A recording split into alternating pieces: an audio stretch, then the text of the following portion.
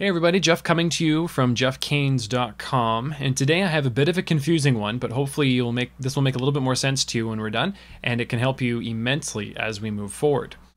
What a subgroup actually is allowing us to do is route multiple channels to said subgroup. And the reason why I have an analog board here is because it's a little bit easier to explain when we can kind of see the whole picture.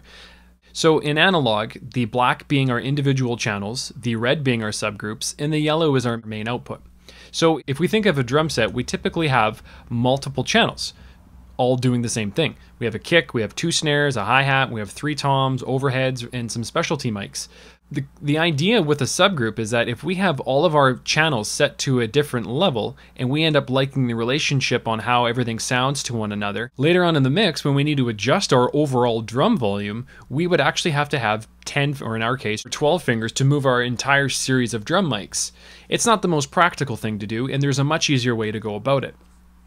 So when we're looking at each of our channels, our kick, our snare, and our snare, so these 3 channels would be the same 3 here. What we can actually do is rather than have everything just go out of the main output, we can take those 12 channels and send them to a sub channel, which is what the red ones are, which then in turn go to our master fader. But all this is enabling us to do is these 2 faders have now turned into our total drum mix. So if we turn these 2 up and down, we're actually controlling whatever it is that we need to.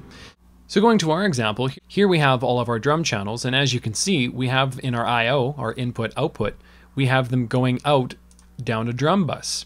The output would be our physical analog out, which is going to our monitors or headphones or whatever it is that we're using, where we don't want that. We actually want something to control of it, so we send it down a bus.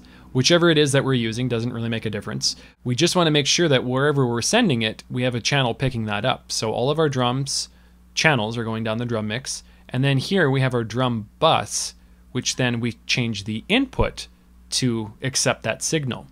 Now what I have is one fader that's actually going to control all of my channels together, rather than me having to adjust each one individually.